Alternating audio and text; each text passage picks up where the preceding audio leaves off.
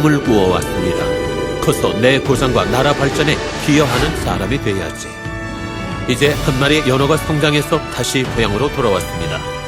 큰 바다로 나가 많은 것을 배우고 경험해서 고향의 강에 탐스런 알을 낳기 위해 돌아왔습니다.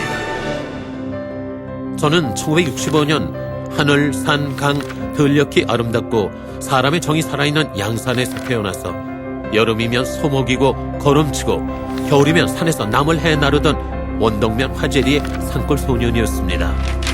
고향 양산의 자연이 가르쳐준 교훈은 지금까지도 항상 저의 자양분이 되어주었습니다. 물금 동아중학교에 다닐 때 화제에서 물금까지 낙동강변 10km 길을 자전거를 타고 다녔고 직장에 다니는 누나 형과 함께 물금에서 자취하며 세상에 대한 관심을 조금씩 키워나갔습니다. 그러다가 중학교 3학년 2학기가 시작될 때 부산으로 전학을 가게 됐죠. 부산에서의 고등학교 시절에는 좌절도 맛보고 방황도 했습니다. 아마도 그때 시련이 없었다면 지금의 제가 없었을 것입니다. 평생 농사를 지으셨던 부모님은 늘 그런 말씀을 해주셨죠. 땅은 거짓말을 안 한다고요. 노력한 만큼 거둔다는 말씀, 그걸 저는 이때 깨달았습니다. 성균관대 정치외교학과에 진학을 하고 군입대를 해서 30개월의 병역 의무를 마쳤습니다. 복학 당시 대학에서는 매일 시위가 벌어지고 있었고 저 또한 학생 시위에 참여해서 민주화를 외쳤죠. 그러나 80년대 말부터 학생운동이 주사파 중심으로 작용하는데 회의를 느꼈습니다. 이런 상황에서 내가 할 수 있는 일은 무엇일까 고민 끝에 국가 발전에 기여하고자 다짐하고 행정고시를 준비했습니다. 3년간 온 힘을 다해 노력해서 1993년 행정고시에 합격했습니다. 처음에는 고용노동부에서 근무를 했습니다. 일자리를 창출하고 영세사업장 근로자를 보호하는 일을 했습니다. 이때 사회적 안전망에 대한 고민과 그것을 어떻게 실천할 것인가에 대한 경험을 쌓았습니다. 그러다가 국무총리를 역임한 고건 서울시장의 비서관으로 발탁돼서 서울특별시에서 근무하게 됐습니다. 우리나라의 가장 큰 문화시설인 세종문화회관의 민영화를 총괄해서 추진했고 민원 비서관을 맡으며 3년 동안 7천여 건의 시민들의 불편사항을 해결하는 역할을 했습니다. 때론 가스통을 폭파하겠다는 협박을 받기도 하고 때론 멱살을 잡히기도 하면서 이뤄낸 것이었습니다. 국민들의 소리에 진정을 가지고 귀를 기울여야 한다는 것, 마음과 마음이 닿도록 성의를 다하면 진심은 통한다는 것을 그때 배웠습니다. 근무를 하면서 야간에 서울대학교 행정대학원에 다니던 2002년 국비 유학생으로 선발되어 미국 유학을 다녀왔습니다. 듀크 대학에서 2년 동안 지역경제 발전을 주제로 석사 학위를 받았습니다. 미국 유학 후에는 서울시립교향악단 개혁을 맡아 정명훈 지휘자를 영입하고 개혁을 성공적으로 마무리했습니다. 이 개혁 작업은 정부에 의해 2006년도 최고의 혁신 브랜드로 선정됐고 미국 콜롬비아 대학에서는 대학 교재로 만들어 활용하고 있을 정도로 큰 성공을 거두었습니다. 2007년부터는 오세훈 전 서울시장의 가장 역점 사업이었던 외국인 관광객 및 투자 유치를 총괄하는 마케팅 담당관을 맡았습니다. 매일 고군분투한 결과 그전에는 2~3%씩 증가하던 외국인 관광객이 연간 10 내지 15%씩 급증하기 시작했습니다. 제가 근무했던 3년, 2007년 600만 명에 불과하던 외국인 관광객이 2010년에는 900만 명으로 300만 명이 급증했습니다. 300만 명이 증가한 결과 3조 6천억 원에 이르는 엄청난 수익을 창출했습니다. 15년에 걸쳐 일어날 일을 단 3년 동안 이뤄낸 쾌거였습니다.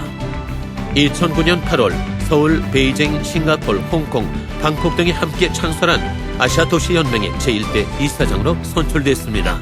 2007년부터 마케팅 담당관을 맡으면서 중국의 중요성을 깊이 인식하게 됐습니다. 그때부터 중국말을 배우기 시작했고 많은 중국인들과 인맥을 쌓았습니다.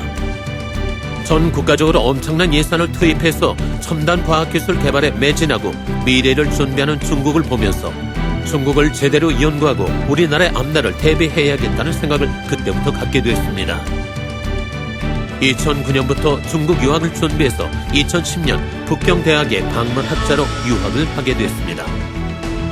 중국에서 첨단 과학기술 현장을 방문하고 대학생들이 세계적인 첨단 기업들과 함께 밤을 새워 기술 개발에 몰두하는 모습을 보면서 임진왜란이 나기 10년 전 율곡 이 선생이 주장하셨던 10만 양병론과 같은 대비책이 지금 이 시대에도 필요하다고 생각했습니다.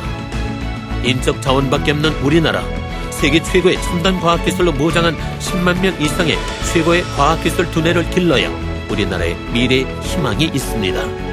중국에서 유학을 마치고 세계를 보는 안목을 좀 더 키우기 위해 미국 하버드대학 객원연구원으로 초청받아 갔습니다. 2011년 2월 미국 하버드대학에 초청을 받아 강의를 했던 인연이 있어 하버드대학에서 한류를 전 세계에 확산시키고 한국, 미국, 중국의 국제관계를 연구했습니다. 중앙부처와 서울특별시, 그리고 성균관대, 서울대,